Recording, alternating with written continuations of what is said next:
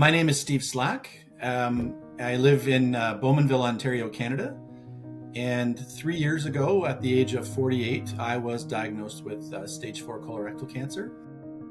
I have two teenage sons and a wife who teaches elementary school, grade 1. And we have 2 dogs and a cat. We love getting outdoors, going hiking, going camping, taking the dogs to the dog park. It's kind of our life. So how was I feeling when I was first diagnosed? Scared and angry. And the reason I say that is because I had gone to my doctor 2 years earlier with symptoms that I didn't know at the time were colon cancer symptoms. I thought maybe I had irritable bowel syndrome or something like that. And the doctor just sort of at that time said, well, you're young, you're 46, you probably just have some food sensitivities or something like that, and didn't take it any further. So I didn't get a colonoscopy or anything.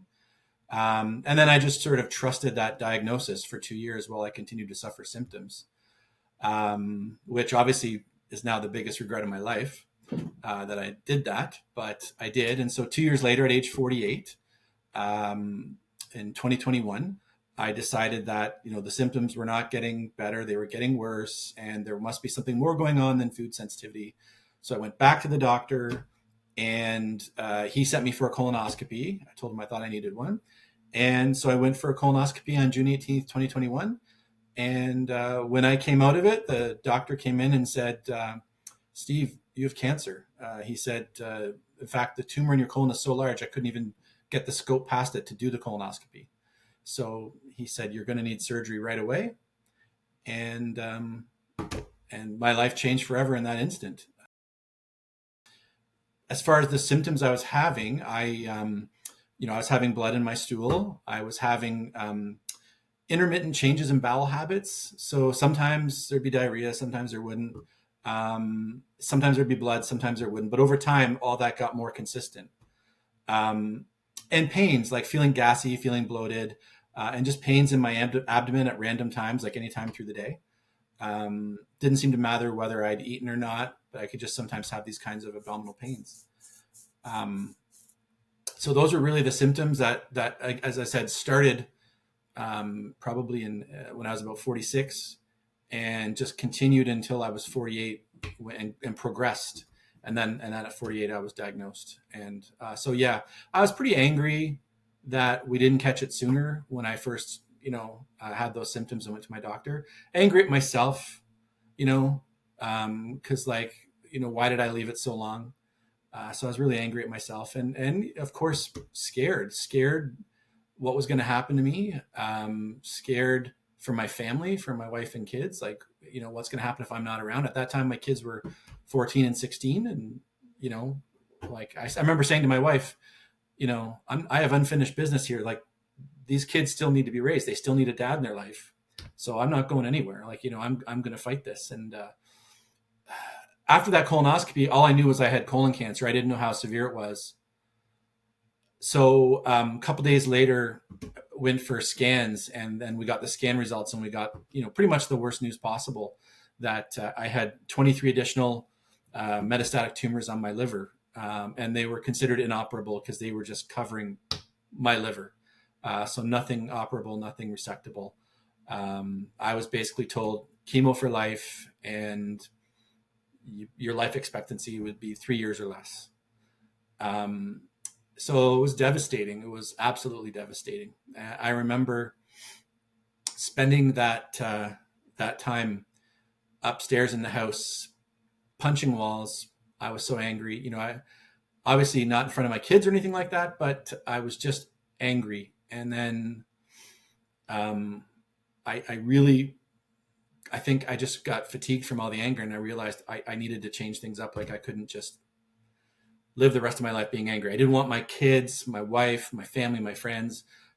If I wasn't going to make it, then I didn't want to be remembered as being like this angry, bitter guy.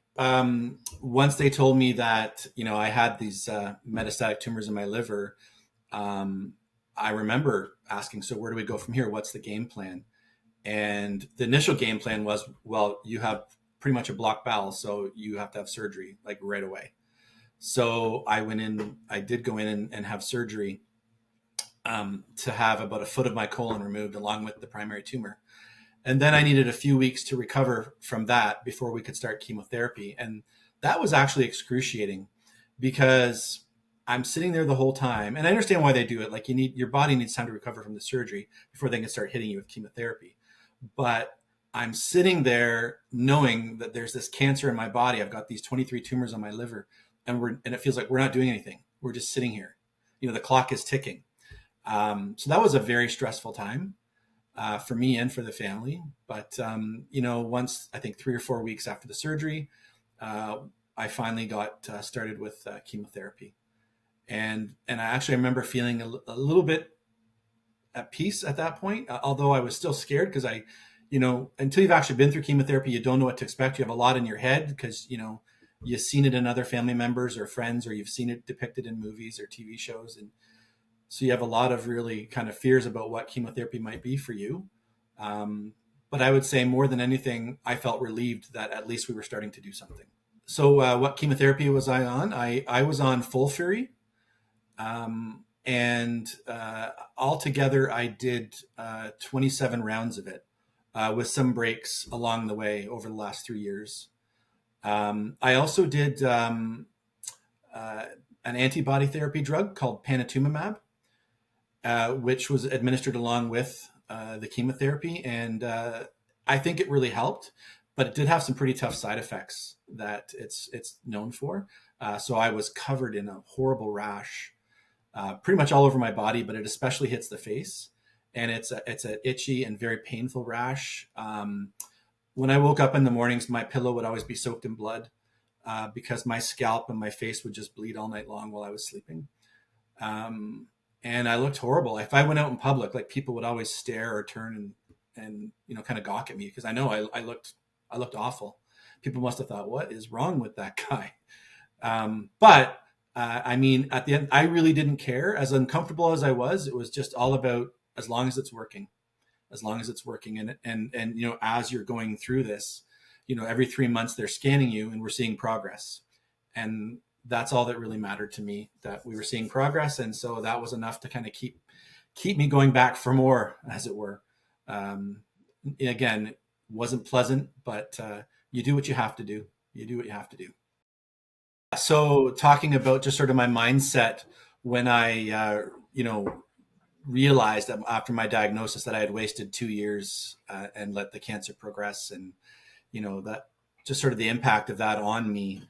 Obviously it was very awkward, right? Because he's still my family doctor, and so I still see him, and it was very difficult. Like for a long time, I was angry. Not just me, my wife as well. And like he's our family doctor, so he sees my wife, he sees her kids, and he's human, and he made a mistake because he really, I mean, when I told him what my symptoms were, he just said, well, like it's probably food sensitivities. Let's do a blood test to see if you have any food sensitivities. So we did that, and it came back and said I have food sensitivities. But what I know now is almost everybody has food sensitivities. Like anyone that does a blood test to test for food sensitivities, you're going to be sensitive to something.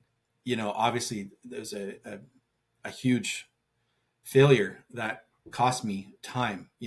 Obviously I already had cancer at that point, so I can't say that it would have prevented my cancer, but might have prevented it from going metastatic. I don't know.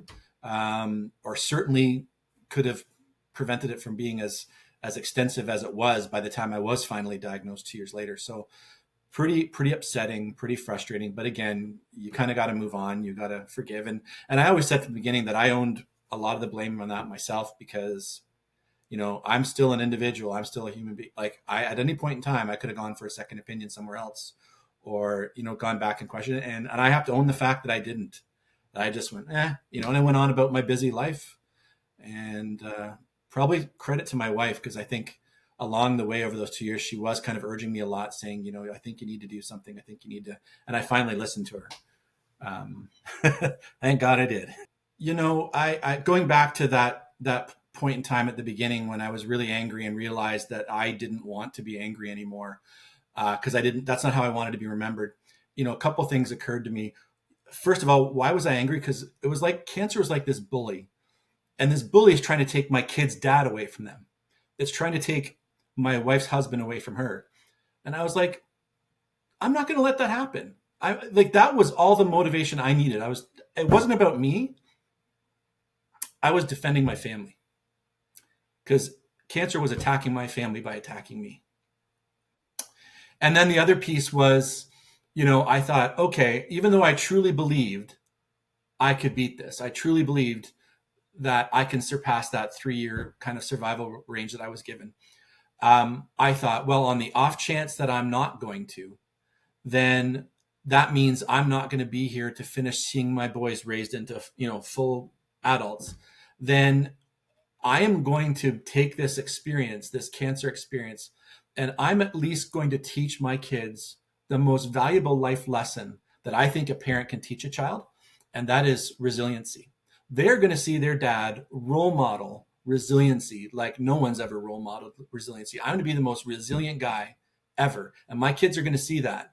And if nothing else, they're going to remember that when life isn't fair and life does horrible things to you that you don't deserve, that you respond. You don't just give up. You don't throw in the towel. You don't roll over and feel sorry for yourself. You fight. You pick yourself up, you dust yourself off, and on you go. And my kids were going to see that and hopefully learn from that example that that's how you handle adversity in life. That is inevitably going to happen to everyone at some point in time. Some sort of adversity always hits, but the successful people in life know how to deal with that. And so that's what my kids were going to see. And then that was, when you have that kind of motivation and determination and just sort of that channeled energy that was my anger, and focusing it into like, I'm going to do this, it made it so much easier to kind of push myself through all the horribleness of the chemotherapy treatments and the antibody therapy treatments. And as long as I was seeing progress, it's like, I have hope, I have a mission, I'm going to keep going and nothing's going to stop me. So where am I at now in terms of, my mission to fight cancer like hell and do everything? It has impacted my life in so many ways because I decided that I wasn't just going to fight cancer in my body. I like to joke that I'm going to fight cancer in the streets. And so I've been involved in like so many ways and different things. It started with our local hospital foundation here actually approached me and asked me if I would be willing to, along with my family, be a feature family for their fundraising campaign. And for the fundraising campaign for our regional cancer center. From there, I've moved on to volunteering with an organization called CRAN, which is the Colorectal Cancer Resource and Action Network. And through that, I'm a volunteer cancer coach. And so I help support other colorectal cancer patients to be their person that they can reach out to for support, whether it's questions, trying to understand different treatment options and make a decision, or whether it's just they need someone to talk to who's been through what they're going through.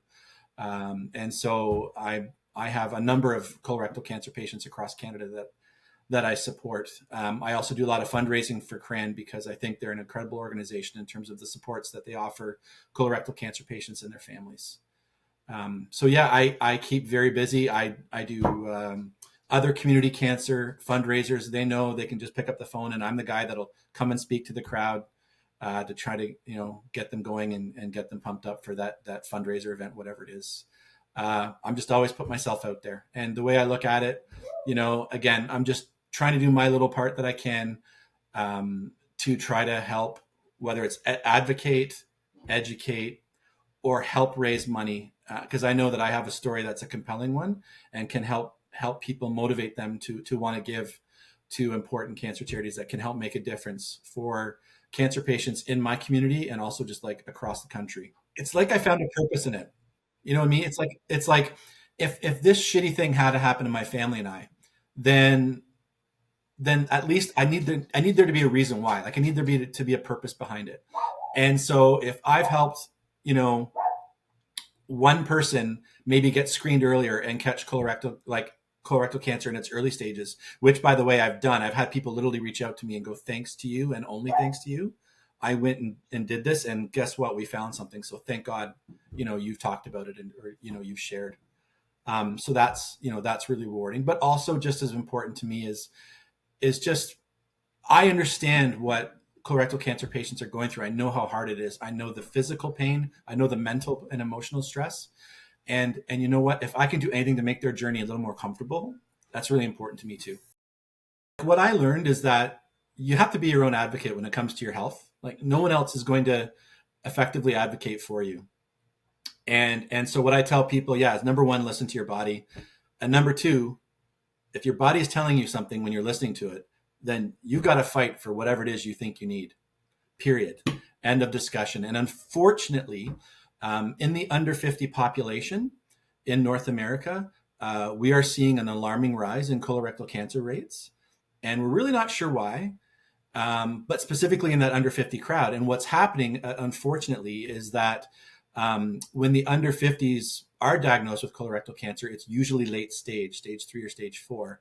And it's because they're not getting accurately diagnosed, up front a lot of the time. And also they themselves, and I'm an example as well, aren't really thinking of colorectal cancer. And so they don't, if they're having some symptoms, they're not really taking it as seriously as they should. They're maybe kind of fluffing it off. But then when they do finally go to their family doctor does the exact same thing. Doesn't take it seriously because a young fluffs it off as something else. And so by the time it's serious enough that, it can't be fluffed off, it's too late. It's already, probably metastatic by that point. And it's really unfortunate. So we need to figure out why it's happening so young now in so many people. And then we need to figure out how to get it caught early. After a couple of years of systemic treatments, I got to the point where I had only one tumor left in my liver. And so it was suggested to me that I do a liver transplant and but I had to find my own donor. So someone who would be willing to give me 2/3 of their liver. And which is a big ask, a very big ask. But anyways, long story short, actually I can't, I've got to do this justice. So I will tell you, because this is an incredible side story to my story. The first person who volunteered to be screened to be my liver donor was my best friend, Ben. And we were sure it'd be him because he's a really fit guy and everything like that.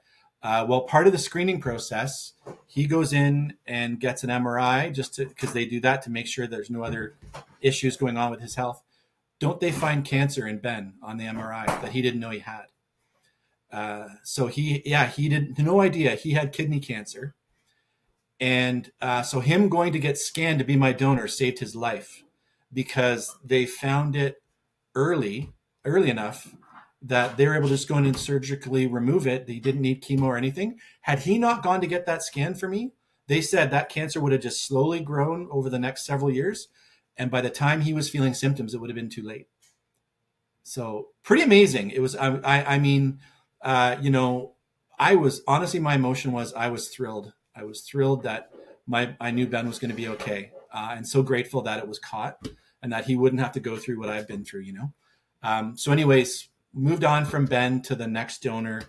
The next donor didn't work out. They weren't a suitable match. And then they moved on to the third donor, and I didn't know who it was. But I got news that that this donor was a match, and this person was going to be my donor. And they didn't want me to know who they were at that point in time, but that they would reveal themselves when they were ready to. And so about 5 days before the transplant, I got a text message. And it was an old friend from high school I hadn't seen in 32 years. And she was my donor. She was telling me that. Her name's Jeanette, and she's just an incredible human being. And she did this for me. She gave me 2/3 of her liver. And I'll just be grateful to Jeanette forever. And it's amazing. Amazing. And so she saved my life. And obviously we're very regularly in contact now. She only lives like 45 minutes away from me, so it's great. So we're not that far apart. So the surgery happened in November 2023, so 6 months ago. And I've been scanned once since then to surveil for any kind of cancer coming back. And it was all clear, negative. So I am what they call no evidence of disease. Yes. And my next scan will be in July. And I'll be scanned every 3 months for the next couple of years, I believe. So yeah, I'm currently Ned, and right, and it's so ironic that I am no evidence of disease just weeks before the 3-year anniversary of my diagnosis, when I was told I would not likely not be alive in 3 years. So amazing. I love proving them wrong.